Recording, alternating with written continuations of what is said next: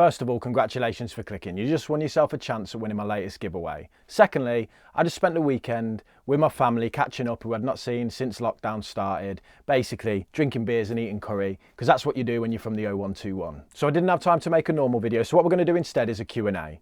Basically, the creator's version of a ready meal. Sounds like a great idea, really quick and easy to make, but always ends up being a bit bland and leaving you feeling disappointed.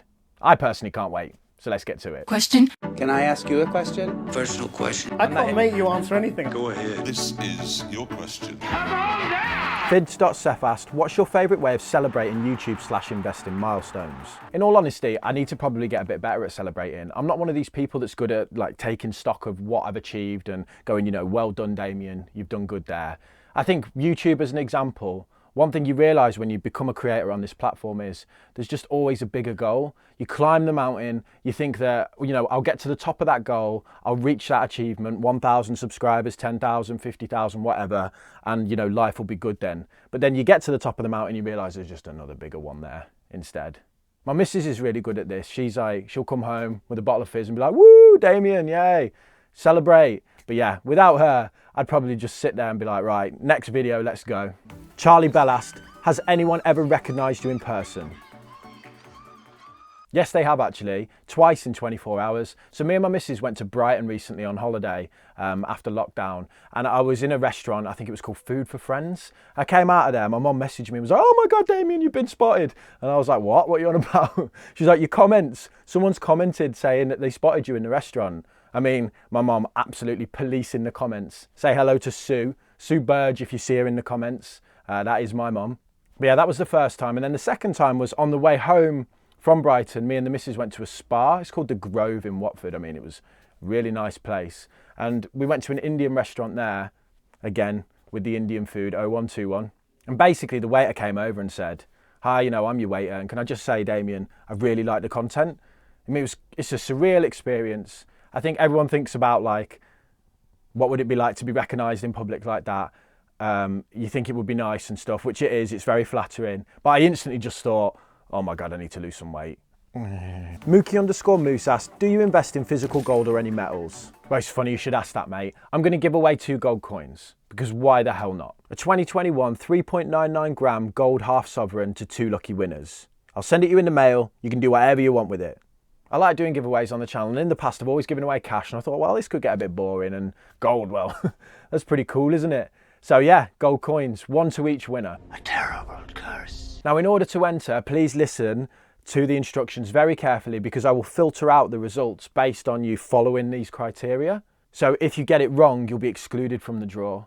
So you need to put a comment below, and that comment needs to start with these rules essentially. So take the first 2 characters of your username. So in my example, mine are D and A. Damien Talks Money, D and A. Now there's 26 letters in the alphabet, so number them. So A is number 1, Z is 26, okay? Now take those first 2 characters and apply a number to them. So in my example, D is number 4, A, B, C, D, and A is number 1. So I add them together, so my number would be 5. Now, if your username starts with numbers, just add those 2 numbers together. And if you have characters in your username and you don't have any letters that you can apply that to, then just use the number 27 for you.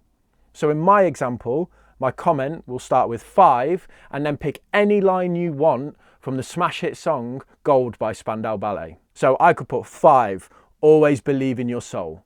I know that sounds super confusing and weird, but what I want is people who've watched the video to this point to be able to enter the competition and all the numbers to be kind of random and people to be like, what? And I'll be able to filter it out based on the fact that if someone just puts a random number down, I can kind of just add the 2 characters together and be like, wow, you clearly didn't read the instructions, did you, mate? The key thing is start your comment with that combination. So if you want to be a lovely person and leave a comment after that, go ahead, but just make sure the start of your comment is just that. Don't put it at the end, because when I'm filtering, I'll filter by at the start with the tool that I use. I hope that makes sense. Full details of the competition will be in the description below if you want to have a read. James Patterson 95 asked, ever consider sharing your individual stock buying and selling activity in real time? Yes, I have, but there's a couple of points here. Number 1, I am paranoid about the regulators entering the space. There is some incredibly loose activity happening on YouTube and TikTok, and I think it's only a matter of time until the regulators come in and go, what is going on here? And I think people that share portfolios on a regular basis, who are hiding behind it's just financial advice, but here's what I buy live to the minute, might be in a little bit of trouble. So I just want to make sure that I'm squeaky clean. I'm happy to discuss companies that I buy in parts. I do a bit of that on Instagram, but I don't necessarily want to be giving live trading signals without the right qualifications to do so. Number 2, the majority of what I do is indexing, and then I buy the odd individual company here or there. It would be incredibly boring for you to get an update every single month to be like, Damien just bought into his world fund. Now, I do buy individual companies, but what I don't want to happen is there to be a pressure on me to invest more in order to provide updates to people to create content. I think that could lead to bad investing habits on my part. And number 3, I want to be part of a conversation, not a class. What I mean by that is I don't just want to sit here and go, look what I bought, everybody, and then everyone scampers off and buys it. I would like to engage in conversation with like-minded people.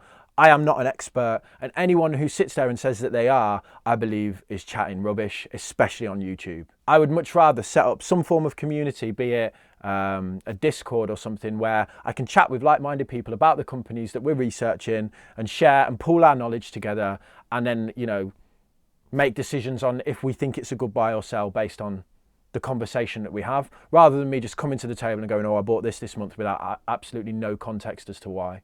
Shawnee Spurs 61 said, when is the crash coming? Well, according to Graham Stephan, mate, there's going to be one every single week. But, you know, I don't know. And judging by the smiley emojis you put on the question, I'm pretty sure you knew that was going to be the answer anyway. I think a much better question to ask yourself is, how am I going to react when and if the market does crash? Another thing to consider is, crash is such a violent word. What if there's just a protracted bear market where the market just slowly slides down for years? It has happened before. That'll be a real test of people's mettle then. Can they stay invested? Can they consistently invest through that bear market? Not all crashes are like what we saw in March last year, where it just dipped and came back up again. Stuart Patterson said, what percentage of your portfolio do you allocate towards index funds compared to stocks? This is a really good question. So I made a video in the past where I basically concluded that your allocation towards, say, indexes versus individual stocks reflects your confidence at picking individual investments. So if you were the world's best investor and you knew exactly what the stock market was going to do, you would only buy one investment at a time, because you knew that that company you were going to invest in was going to rise more than any other company in the stock market. Obviously, no one can do that. So even the best investors in the world, like Warren Buffett, diversify across a portfolio of stocks. Now, an index fund is just mass diversification. So if you have no idea what individual companies you think are going to do well, you would be 100% in index funds, in my opinion. And then obviously, if you have more confidence within specific companies or sectors, you may target those companies because you think that they will outperform, say, a general index. For me personally, I'm not overly confident in my ability to pick individual companies all of the time versus, say, beating the overall market. So right now, it probably sits at about 70% index funds, 30% into individual stocks. But prior to the last couple of years, I mean, for the first 4 or 5 years of me investing, it was just 100% index funds all day, every day. I've just been pinged with a reply that is a scammer. And this scammer, yeah, it's funny. This scammer is replying to comments on my scammed community post. I put up a community post the other day saying, you know, people are scamming people, look out guys.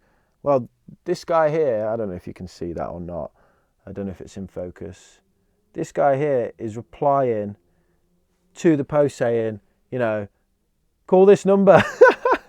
You kind of got to love the balls on him. But yeah, I'll report him, I'll remove him, and I'll block him. But I can't block every single comment. And all that'll happen is you'll set up another profile, change his name, and be back in an hour just spamming all the comments again. So yeah, if you see any of these people asking you to reply to a WhatsApp number that looks like a load of gibberish and code, please just report them and remove the comment or ignore it. The final question is from just a retired mom who asked, why is Cobweb called Cobweb? Well, let's go get him an ask, shall we? And here he is, Mr. Cobweb. So he is called Cobweb because he's a rescue cat from Qatar, as in the country. And basically when they found him on the streets of Qatar, he had a massive nose infection. You could probably see a bubble coming out of his nose right now. So they had to repair his nose. And that meant that basically he now sneezes a lot. So the Qatari vet called him Cobweb as like a bit of a joke because he's got like cobwebs up his nose. I mean, look at the bubbles coming out. It's actually gross. He's not normally that gross. I mean, he has his moments. Sometimes he has like huge sneezing fits where he just sneezes for hours. It's funny really, because I think I'm allergic to him, so he makes me sneeze as well. So the house is just full of sneezes, isn't it, mate? You having a good look around? So yeah, that's why Cobweb's called Cobweb. But I think that'll do really. Thanks for all the questions, guys. I'm sorry I couldn't answer them all. I will reply to every single person directly to answer their question, because there were some really good ones I didn't cover today. Won't we, Cobweb? Are you going to say bye to everyone? Bye-bye.